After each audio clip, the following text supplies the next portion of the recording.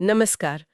आज हम यशपाल की एक बहुत ही दिलचस्प कहानी चित्र का शीर्षक इस पर थोड़ी गहराई से बात करेंगे। जी, ये कहानी कलाकार की प्रेरणा की जो तलाश होती है और जिंदगी की असलियत, इनके बीच जो एक खिंचाव रहता है, उसे सामने लाती है। बिल्कुल, हमारे पास स्रोत के तौर पर ये पूरी कहानी मौजूद है और हमारा मकसद है इसके जो मुख्य विचार हैं, जो भावनाएं हैं और वो सवाल जो ये कहानी उठाती है, उनको समझना।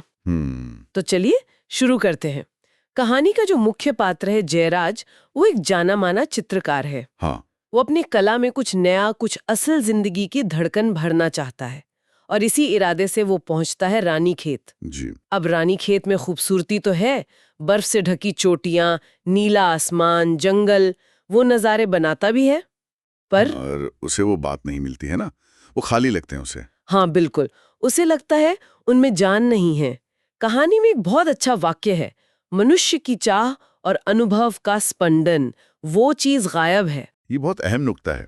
मतलब क्या कला सिर्फ बाहरी नकल है, या उसे इंसान के अंदरूनी अनुभवों को, उसकी ख्वाहिशों, उसके दर्द को छूना चाहिए? जयराज इसी कश्मकश में है। सही कहा। वो बाहरी खूबसूरती उसे खींच नहीं पा रही, क्योंकि उसे लगता है कि भाई इंसान के जुड़ाव के बिना कला अधूरी है। जिसे वो कहते हैं ना कहानी में, निर्जन बियाबान में गाये राग का चित्र, उसे वो मानवीय स्पर्श चाहिए। हाँ, और उसने कोशिश भी की, पहाड़ों पर मेहनत करते किसानों के चित्र बनाए उसने, हम्म। पर वो एहसास, वो संतुष्टि फिर भी नहीं मिली। हम्म। वो अपनी कला की इस नाकामी से बहुत परेशान है। लगता है कि वो जो कहना चाहता है वो कैनवस पर आ ही नहीं रहा। और इसी बेचैनी में वो एक कल्पना करने लगता है। हाँ, एक खूबसूरत लड़की की कल्पना, शायद कोई प्रेरणा बन जाए, है ना, एक आदर्श छवि। बिल्कुल। ये कलाकार की सौंदर्य को लेकर जो एक आदर्श वाली सोच होती है ना, उसे दिखाता है। उसे लगने लगता है कि कला में जान डालने के लिए पहले जिंदगी में कोई प्रेरणादायक सुंदरता मिलनी चाहिए। कहानी में वो मिसाल भी देता है, बिना फूलों के मधुमक्खी मधु कहाँ से लाएं। हाँ, वही, मतलब जब तक जीवन उसे कोई खूबसूरत अनुभव नहीं देगा, वो कला में उसे कैसे उतारेगा? ये एक तरह की मांग है उसकी जिंदगी से। और तभी जैसे उसकी ये मांग पूरी होने वाली हो, उसे अपने दोस्त सोमनाथ का खत मिलता है। अच्छा। सोमनाथ इलाहाबाद में वकील है और वो अपनी पत्नी नीता, जो कुछ बीमार चल रही है, उसे सेहत सुधारने के लिए रानीखेत भेजना चाहता है। और वो जयराज से मदद मांगता है रहने के लिए। हाँ, पूछता है कि क्या नीता उसके बंगले के एक हिस्से में रह सकती है। जयराज को नीता की बस एक धुंधली सी याद है, 2 साल पहले किसी पार्टी में मिली थी, दुबली पतली हंसमुख लड़की। बस हल्की सी याद, लेकिन अब उसकी कल्पना उस याद पर हावी हो जाती है। हाँ, वो उस धुंधली याद को अपने मन चाहे रंगों से भरने लगता है। क्या क्या नहीं सोचता वो, नीता बंगले में है, कुर्सी पर बैठी है, पहाड़ी पर चढ़ रही है। मतलब वो सोचता है कि बस उसकी मौजूदगी ही काफी होगी, उसका अकेलापन, उसकी कला का सूनापन सब भर जाएगा। हाँ, बिल्कुल। कहानी में वो खुद को यही समझाता है, सूर्य के प्रकाश की उपस्थिति काफी होती है, वैसे ही वो नारी की उपस्थिति का प्रकाश चाहता है। एक तरह से वो नीता को प्रतीक बना लेता है अपनी प्रेरणा का। पर यहाँ एक सवाल उठता है, क्या ये वाकई सिर्फ उपस्थिति के प्रकाश की चाह है, जैसा वो खुद को बता रहा है? या ये कुछ और है, कोई गहरी, शायद अनकही उम्मीद? वो खुद को तटस्थ रहने का भरोसा तो देता है, पर उसकी कल्पनाएं, नीता के बाल, उसकी एड़ियां, हांफती सांसें, ये सिर्फ तटस्थ देखना तो नहीं लगता। सही बात है। यहाँ कलाकार की अपनी इच्छाएं और जरूरतें शायद उलझ रही हैं। बिल्कुल। खैर, वो बड़े जोश में सोमनाथ को जवाब लिखता है कि हाँ हाँ, जगह है, नीता जरूर आए।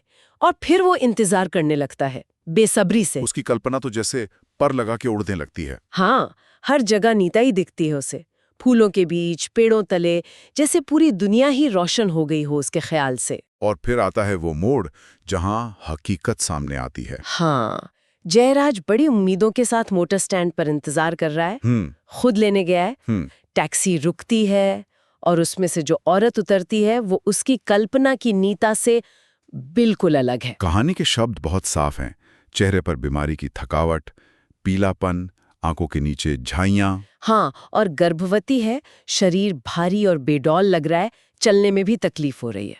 जयराज तो सन रह जाता है, उसे गहरा सदमा लगता है। कहानी कहती है उसे उबकाई और ग्लानि महसूस होती है। ग्लानि मतलब एक गहरी नफरत जैसी भावना। सोचिए, जिस खूबसूरती, जिस प्रेरणा की उसने कल्पना की थी, ये असलियत उसके एकदम उलट। ये वो बिल्कुल नहीं थी जिसका वो इंतजार कर रहा था। ये आदर्श और यथार्थ का बहुत बेरहम टकराव है। बिल्कुल। और कमाल की बात यह है कि कलाकार जो जिंदगी की धड़कन, इंसानी तजुर्बे को कला में लाना चाहता था, हाँ, वो जिंदगी के एक बहुत गहरे और असली रूप, बीमारी, मातृत्व का बोझ, उसकी तकलीफ, उसे देखकर पीछे हट जाता है, बर्दाश्त नहीं कर पाता। शायद इसलिए कि ये सुंदर नहीं था उसकी नजर में। हाँ, बंगले पहुंचकर नीता अपने कमरे में चली जाती है और जयराज को उसकी दबी हुई कराहें सुनाई देती हैं। वो आवाजें उसे सही नहीं जाती।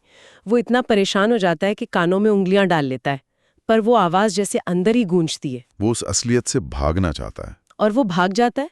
अगले ही दिन माँ की बीमारी का झूठा बहाना। अरे हाँ, तार भेज देता है सोमनाथ को कि माँ बहुत बीमार है, उसे फौरन बनारस जाना होगा। और नौकर को नीता की देखभाल सौंपकर निकल जाता है रानीखेत से। कमाल का पलायन है। ये विडंबना देखिए, जिस इंसानी अनुभव, जिस जिंदगी के स्पंदन को वो कला में ढूंढ रहा था, उसी के एक तीखे, मुश्किल रूप से सामना हुआ तो भाग खड़ा हुआ। बिल्कुल, उसने हकीकत के उस पहलू को नकार दिया जो उसके खूबसूरती के सांचे में फिट नहीं बैठा। हाँ, ये दिखाता है कि हम आदर्शों के पीछे भागते हुए अक्सर जिंदगी के मुश्किल सच्चाइयों से कैसे आंखें चुरा लेते हैं। तो जयराज बनारस पहुंच जाता है। सोमनाथ बुलाता रहता है, बाद में खुद भी आता है रानीखेत, पर जयराज टाल देता है, बहाने बनाता है। अब उसकी शिकायत अकेलेपन की नहीं है, अब उसके मन में है सौंदर्य के धोखे के प्रति ग्लानि। उसे लगता है खूबसूरती ने उसे धोखा दिया है। और साथ ही जीवन की विरूपता और विभत्सता का आतंक। हाँ, वो नीता का बीमार, थका हुआ, बोझिल रूप उसकी आंखों के सामने से हटता ही नहीं। कहानी कहती है कभी ना हटने की जिद कर रहा था। ये गौर करने वाली बात है, जिस कुरूप असलियत से वो भागा था, वही अब उसके जहन पर सबसे ज्यादा हावी हो गई है। हाँ, वो आदर्श खूबसूरती की कल्पना तो जैसे गायब ही हो गई। अक्सर ऐसा ही होता है, हम जिस चीज से जितना भागते हैं वो उतना ही पीछा करती है, अंदर बैठ जाती है। वो इस ग्लानि से, इस आतंक से छुटकारा पाने के लिए, और जैसा वो महसूस करता है अपने ऊपर हुए अत्याचार का बदला लेने के लिए, भटकता है। कहाँ कहाँ जाता है? कश्मीर जाता है, डल झील में शिकारे पर बैठता है, पूरी केरल के समुद्र तटों पर घूमता है। वो खूबसूरती ढूंढने की, उस याद को भुलाने की कोशिश करता है, पर नाकाम रहता है। वो विरूपता का यथार्थ उसका पीछा नहीं छोड़ता। हाँ, आखिरकार थक हार कर वो बनारस लौटता है और एक बड़ा फैसला लेता है। क्या? वो जिस विरूपता से भाग रहा था, अब उसी को कैनवस पर उतारने का तय करता है। अच्छा। वो नीता का चित्र बनाता है, ठीक वैसा ही जैसा उसने उसे रानीखेत में देखा था। पलंग पर लेटी हुई, फूला हुआ पेट, पीला चेहरा, दर्द से ऐंठे अंग। ये एक बहुत अहम मोड़ है। अब वो उस सच्चाई का सामना कर रहा है जिससे भागा था, कला के जरिए। हाँ, शायद उसे व्यक्त करके उससे मुक्ति पाना चाहता है। ये दिखाता है कि कभी-कभी जिसे हम बदसूरत या डरावना समझते हैं, कला उसे भी मायने दे सकती है। इसी दौरान सोमनाथ उसे फिर खत लिखता है। इस बार बेटे के नामकरण संस्कार के लिए इलाहाबाद बुलाता है, बड़े जोर देकर। पर जयराज? वो झुंझलाकर खत फेंक देता है, बस रस्म निभाने के लिए तबीयत खराब होने का बहाना लिख भेजता है। लेकिन अगले ही दिन कहानी फिर पलटती है। सोमनाथ और नीता अचानक बनारस पहुंच जाते हैं, सीधे उसके घर। और वो चित्र, हाँ। नौकर उन्हें सीधा स्टूडियो में ले आता है, जहां वो नीता वाला चित्र अभी भी ईजिल पर ही रखा है। उनकी नजरें सीधी उसी चित्र पर पड़ती हैं। ओहो, जयराज की क्या हालत हुई होगी? वो तो जैसे जमीन में गड़ जाता है। अपराध की लज्जा से गड़ा जा रहा था, हिम्मत ही नहीं होती उनकी तरफ देखने की। बिल्कुल। लेकिन जब वो डरते डरते नजर उठाता है तो सामने का नजारा कुछ और ही है। क्या देखता है वो? नीता गोद में एक हंसते खेलते बच्चे को संभाले खड़ी है और मुस्कुरा रही है, अपनी मुस्कुराहट को आंचल से छिपाने की कोशिश कर रही है। और उसकी आंखों में? कहानी बताती है, उसकी आंखें गर्व और हंसी से तारों की तरह चमक रही थीं।